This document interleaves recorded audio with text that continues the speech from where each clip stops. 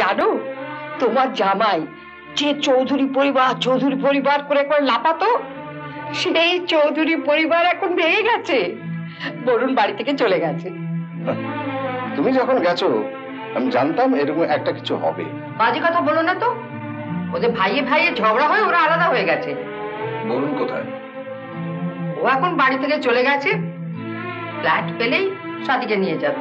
বরুণ বাড়ি থেকে বেরিয়ে কোথায় গিয়েছে তা তো বলতে পারবো না, আমাদের ট্রেনে তুলে দিয়েই ও চলে গেল। বাহ, যেমন মা তেমনি মেয়ে। স্বামী কোথায় গেল ঠিক নেই, আর মার হাত ধরে ড্যাং ড্যাং করে চলে এলে। বাহ, ও তাহলে ছেলের হাত ধরে ওই বরুণের সঙ্গে সঙ্গে ঘুরে বেড়াবে। তাই উচিত ছিল। স্বামী কোথায় আছে কিভাবে আছে সেটা না জেনে। ও পুরুষ মানুষ, নিজের ব্যবস্থা ও নিজেই করে নিতে পারবে। বাহ বাহ বাহ বাহ বাহ, কি যুক্তি!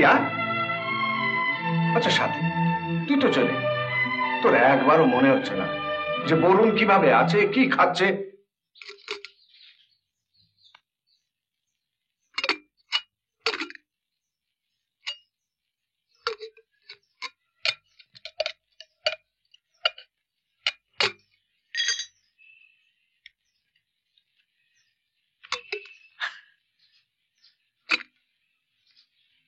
ঠিক মতো অভ্যেস নেই তো, তাই।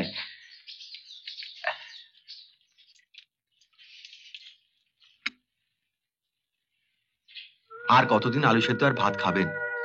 ফ্ল্যাটটা তো সাজানো গোছানো হয়ে গেছে, এবার বৌদিদের নিয়ে আসুন। পারলে তো আবার সেই অশান্তি। তাই বলে কতদিন আর একা একা থাকবেন? আমার এক বোন বাইরে থাকে, আমায় খুব ভালোবাসে। ভাবছি মাঝখানে ওকে এখানে এনে রাখবো। ওর স্বামীর কারখানা লক আউট, বছর 2 হলো। এছাড়া ভীষণ কষ্টে আছে। যত কষ্টই হোক, মেজদার ওই ঘরে আমি থাকতে পারবো না। ঘরে ঢুকলে মেজদার কথা মনে পড়বে, মনে হবে মেজদা আমাকে খুকু খুকু বলে ডাকছে। তাহলে তোর রাত্রে কোথায় শুবি? অত বড় বারান্দা আছে, আমরা দুজন ঠিক শুয়ে পড়বো। সত্যি বলতে কি, মেজদা নেই জানলে আমরা আসতামই না। কেন, তোমাদের বড়দা কি মারা গেছে? তোমরা এ বাড়িতে যা চাইবে তাই পাবে, তোমরা যা খেতে চাইবে তাই বাজার থেকে আসবে। হ্যাঁ বড়দা, তোমার আজ টাকা হয়েছে, টাকা দিয়ে সব কিনে নিতে পারবে। কিন্তু মেজদার ওই ভালোবাসা, ভালোবাসা দিয়ে কি জল খাবি? এখন তো কিছু তোর আসতে বলি ভুল করেছি। হ্যাঁ ভুল তো করেইছো, মেজদাকে তাড়িয়ে। তোদের মেজদাকে আমি তাড়াইনি। ওকে তাড়ানো ছাড়া আর কি বলে? তুই বাড়ির একটা ঝিকে দিয়ে বরুণের স্ত্রীকে অপমান করাসনি? যা করেছি বেশ করেছি। যার ইচ্ছা এখানে থাকবে, যার ইচ্ছা চলে যাবে, আমি তোর কাউকে বেঁধে রাখিনি।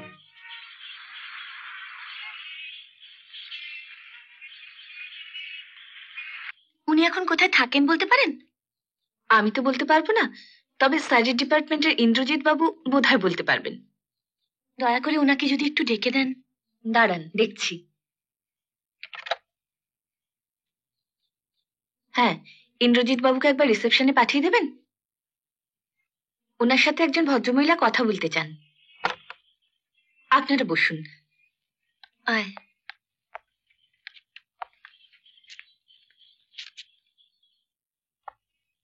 ওনারা আপনার সঙ্গে একটু কথা বলতে চায়। নমস্কার। নমস্কার। আপনাদের তো ঠিক চিনতে পারলাম না। আমি বরুণ বাবুর বোন, বাইরে থেকে এসেছি। দয়া করে যদি বলেন মেজদা এখন কোথায় থাকেন। কিছু মনে করবেন না, আপনার নাম কি? খুকু? আপনি আমার নাম জানলেন কি করে? আশ্চর্য, হাজি স্যার আপনার কথা বলছিলেন। মেজদা আমার কথা বলছিল? হ্যাঁ, বলছিলেন আপনাকে কদিনের জন্য কলকাতা আনিয়ে নেবেন।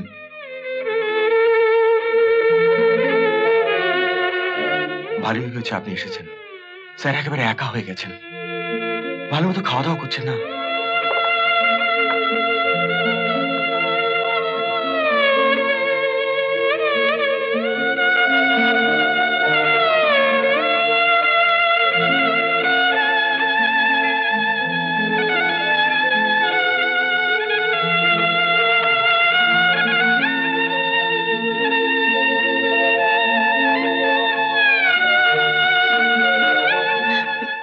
মেজদা, খোকো তুই? বাবা রিটায়ার করলো, দাদার কোম্পানি বন্ধ হয়ে গেল। তুমি কখন চৌধুরী পরিবারের এই বোঝা নিজের কাঁধে তুলে নিলে কেউ জানতেও পারলো না। যেখান থেকে পারো, যেমন করে পারো,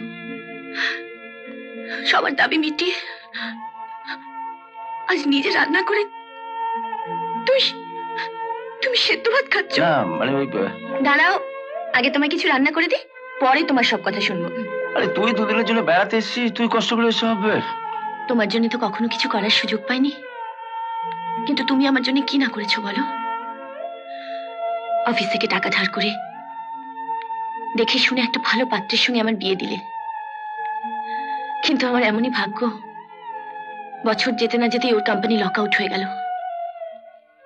কাউকে না জানিয়ে তুমি মাসে মাসে 2000 টাকা করে পাঠাতে শুরু করলে। তুই থামবি? থেমেই তো যেতাম মেজদা, তোমার মতো দাদা না পেলে কবেই আমরা থেমে যেতাম। কবে এলি তুই? আজই 2 বছর পর মন্দিরে পুজো দিতে এসে দেখলাম দেবতা নেই। দেবতা শোনো, মন্দিরে আমি থাকতে পারবো না বলে বেরিয়ে পড়লাম দেবতার খোঁজে। এসে গেছিস, ভালোই করেছিস। তোর একটা কাজ করতো। হ্যাঁ বলো। হ্যাঁ, আমি তোকে টাকা দিচ্ছি, তুই বাজার থেকে ভালো থেকে মাছ নিয়ে আয়, আমরা 3 ভাই বোন মিলে খাই। পিউই বা বাদ যাবে কেন? আসার সময় ওকেও নিয়ে আসিস। না না না না না না, পিউ না, পিউ না, পিউ পড়া। তুই বরং আসার সময় অয়নকে সঙ্গে আনিস।